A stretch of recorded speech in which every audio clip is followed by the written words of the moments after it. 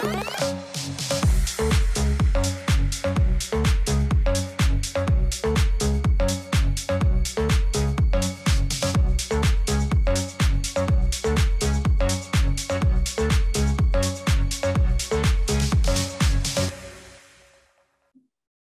and welcome to Fashionado TV. I'm E. Vincent Martinez.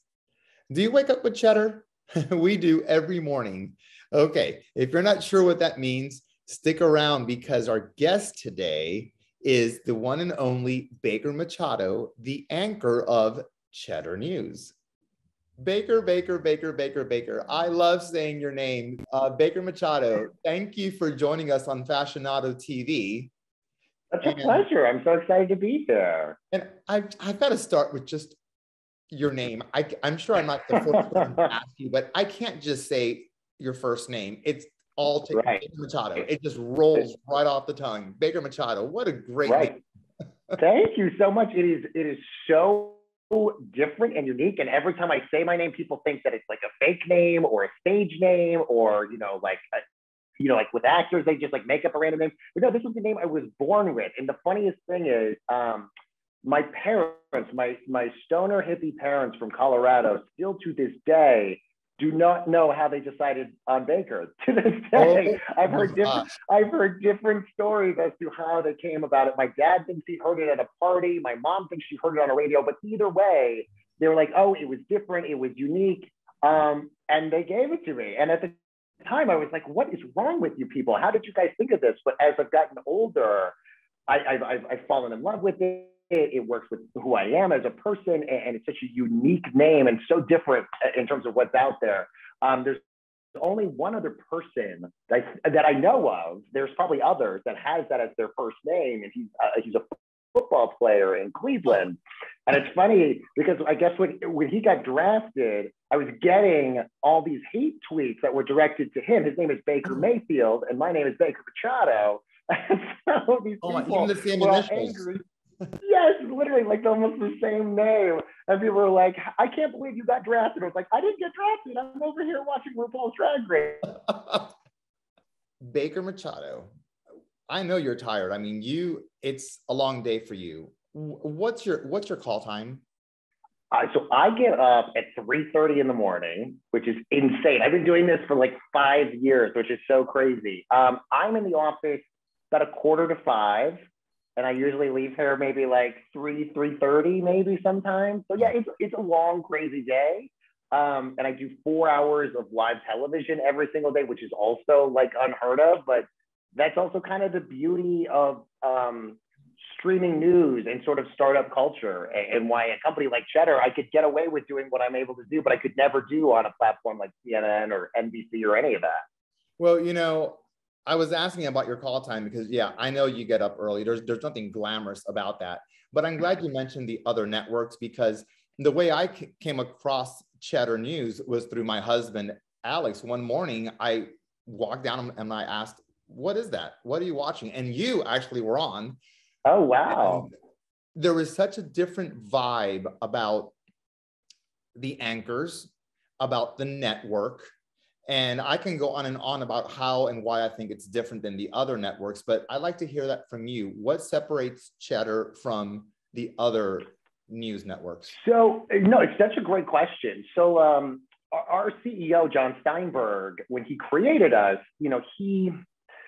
he just basically felt that there was this ground that was not being covered in the market. Most of the cable news organizations have either a political point of view, or in CNBC's case, it tends to skew much older. And so there was just this whole untapped area of feel-good television, but also of things that don't make people angry every single day that we could talk about, whether it was business or whether it's something interesting that's on TikTok or whatever, but just the news was just making so many people feel so depressed.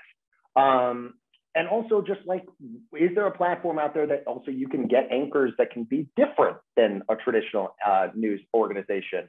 When I was an intern at a local news affiliate when I was in college, and I had worn a skinny tie one day when I was on air. How dare you? I know. And the news director was apoplectic that I did that. Like he could not, he was like, you don't do that in news. You don't wear that. And so my whole life, I've always loved the news and I wanted to be in the news, but I always just felt like the news, how it was programmed and structured, wasn't built for somebody like me, you know, somebody who was, me. oh yeah, right. For a lot of us, there was just this untapped market. And so luckily I was able to sort of fall in when I moved to New York with John Steinberg. And at the time, Cheddar had literally been only created for about 6 months or so. And he just had a different vision on news. And clearly the audience has felt that same exact way, that they weren't being represented either. And clearly a big company like Altice, which is one of the top 10 biggest cable providers in the country, they saw that too, which is why they bought us for over $200 million a few years ago. But we just kind of felt that there was an area out there of, can the news make people feel good? Can it inform them? Can we not basically, you know, like go off on these conservative or liberal tangents, but can we just inform people and make them feel good about their days? And that's what we've wanted to do since day one. Well, and that's exactly what you do. I mean, you honestly do that. And what I like about your programming is some of the evening segments, some of the evening shows are these, I don't know what to call them. They're these like mini documentaries. Oh yeah. The history of the subway system in New York, or just something more lifestyle oriented. Right. It's not political and it's not horrific news. I mean, you know, that well, totally. Exists, but on top of that, there's just, and we've also realized with cable news outlets, there's just so much misinformation that's out there. And so could we almost like make learning fun almost again, in a way where you watch the news and you're getting informed and you're like, I watched this and I had no idea about the subway system, things you would never think that you would even want to research at all. And I thought that was kind of the whole point of watching news, was to get informed and to learn something new. I mean, nowadays when I turn on cable news, I'm so depressed because it's the same story all day about what's happening in Washington. You know, what's happening in Washington or what this other person's doing. It's like, there's so much more that's out there that you're missing. And so in many ways, it was just the perfect marriage of me looking for that platform and John Steinberg creating it at that exact moment. It was just like this perfect harmony. So before Cheddar, you were on E! News, I believe. Right, yes. So I had no news experience whatsoever. So that was also another thing that was sort of it's unfortunate because, and it's not so much the case now, but when I got into this industry, you didn't have a lot of like openly gay, like really openly gay people on television in news.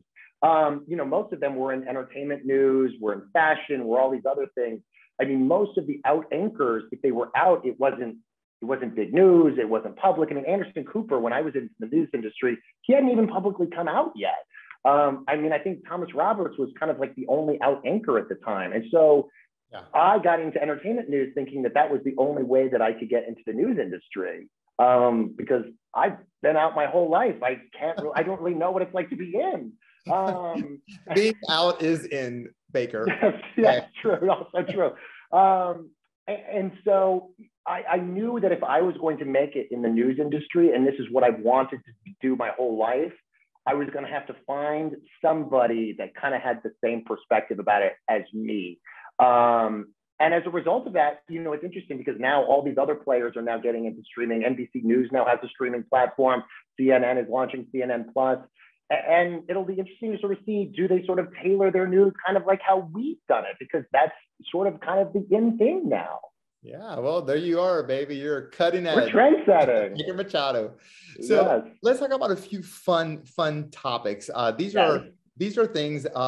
These are topics that you have discussed on the show, and just this morning, you were almost giddy, I think, talking about Tiger King. And I'm like, oh my God. I mean, I watched the first episode and of the new season, just wasn't into it, and we moved on to something else and never came back. But it seemed like all of our friends were watching Tiger King. So when I saw today on Cheddar News on your show that there's a second season, I thought, really, what else can they do? I know. It's so funny. You bring up such an interesting point because it really was terrible. I mean, the first season of Tiger King was really terrible.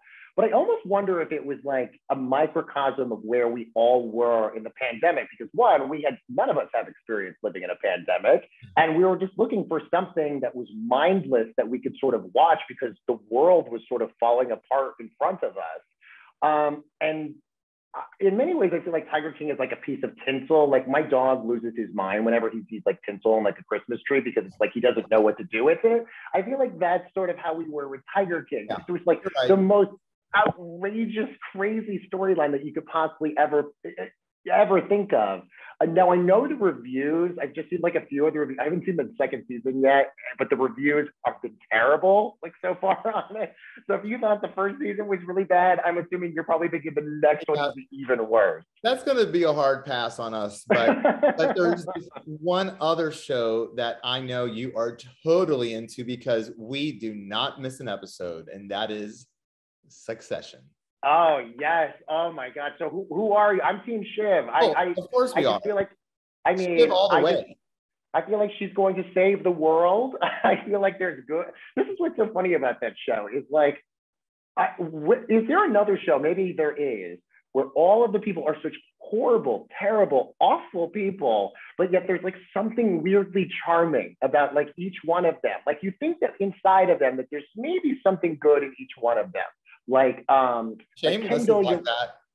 Yeah, but like Kendall, you're like, okay, maybe he is good. Maybe he's gonna save this company. Same thing with Shiv, and even Kieran Culkin. I think he's so adorable, and I'm like, you know what? He's maybe not as bad of an asshole as I think he is. Yeah. But that's part of the charm, I feel like, of that show. And it's so funny because I don't know a single person that hates that show. Yeah, we are addicted. I mean, I personally would love to bitch slap Roman. Yes, of course. He's great, but gets on my nerves. But probably the number one character that oh my God, he gets to us is Shiv's husband. Oh yes, I mean, oh my God, I cannot stand him. He's the worst. Crazy. I mean, I don't know if you are up to date. I'm not gonna, spoil anything. I haven't watched last weekend's episode, but otherwise I'm caught up. But I mean, we are just, my husband was observing that, this season's a little bit different and seems to be a little bit slower. And I go, yeah, it's on purpose. They are really taking you through this entire drama, and you're living through it week after week. So it's so funny you say that, because I feel like that's a show you have to like really stick with, because my husband has tried, now he's successful, but he has tried 3 times to watch Succession, and it started off so slow that he just couldn't get himself to get through it. He just didn't have the patience. And once everybody was talking about the new season, he finally had to binge and catch up, and now he's into it. So it's like, if you have to basically tell people, look, it's going to start slow. It might be a little grueling for a while, but it's totally worth it in the end, I promise. How do you feel about this trend, which, Succession is one of them now, and so is the morning show. So many of these shows right now are no longer, they're dripping them out. So you have to wait every week to watch. I know. And I kind of hate that because we're bingers, but at the same time, you know what? I think it's kind of nice. So I actually support that. It's so interesting you say that, because I had this conversation with my mom, because I was like, Mom, she was angry too because some of her shows that she has to wait for. And I was like, Mom, you've waited your whole life on shows. Up until Netflix came into the picture, you've been literally like every week you just wait for the next episode. And there is some charm in that, because like you had basically the water cooler conversations the next day, and you create fandom, around a particular show. So every week it sort of builds and builds and builds. And the hard part with binging is like people go through it so fast, and then you move on to the next thing. Like it doesn't allow it to sort of like build for a long period of time. I feel like the only one maybe that's not like that is Squid Game. Like I feel like everybody was watching Squid Game at different times that we all maybe collectively felt together. But I'm also one of those people like you that I'm maybe sometimes not patient enough that I just want to binge through all of it because I just want to know what happens next. So I get both sides. I really do. But then there's part of me that's like, draw it out for as long as possible. Like for me, my favorite show is RuPaul's Drag Race. If I had all the episodes all at once, I don't know what I would do for the rest of the year. Oh my gosh, that is too funny. Yeah, I do like Drag Race, and I've got friends that are so addicted to Drag Race, they cannot get enough. And Oh, it's the best. It's the best. And what RuPaul has created in terms of the fandom with that is insane. And now you have all these international franchises.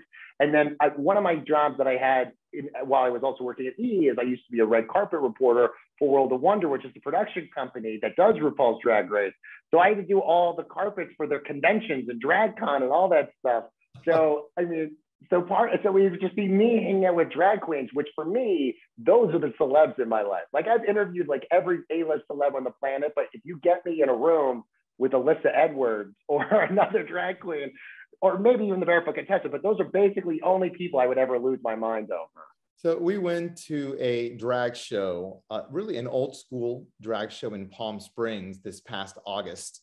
First of all, why we were in Palm Springs in August. I love Palm Springs. It's that was crazy. It was hottest, you know what? But oh, of course it is. Of course, yeah. But we love Palm Springs, and this was a classic old style drag show, and it was fantastic. I mean, some of the queens were just a little bit too mean to the straight girls. Yes, yeah. And maybe, you know, and my younger self would have been fine with that. I wasn't really okay with that. But the performances, oh my God. These old girls can teach RuPaul's young girls how to lip sync. Oh, yeah, exactly. We were blown away. They were so good, but they've been also doing drag for at least 40 years. Right, exactly. And that's the other thing that's so interesting is they've been doing drag before it was like commercially cool to do drag, you know, which makes what they've done even better. Like they were doing it in divey bars for so long. And now if you go to a drag show, it's sold out. I went to a drag queen Christmas show in Brooklyn last weekend, and literally it had thousands of people in it. But there is also an allure of going to like a cool, you know, a drag brunch, and it's like, you know, a random drag queen that's been performing for 30, 40 years. They've got some amazing stories that they've seen over the course of their time. Yeah. So one last topic, and I know you've got to get some sleep at some point or some rest. Tonight, I am so excited. We are going to an advanced screening of House of Gucci. Oh my God, I'm so jealous. So, I mean, this is a film that you want to watch as well. Yeah. I probably was like you when I saw the first still photos of when they had Adam Driver and Lady Gaga together, you know, on the snow and they're out skiing. I like screamed. I literally screamed. I mean, but I usually do that with anything Lady Gaga does. Like she's just incredible, everything she does. Yeah. But when you tie in this storyline and you tie in her, and my God, if she does not win an Oscar for this performance, like this entire system needs completely refiguring.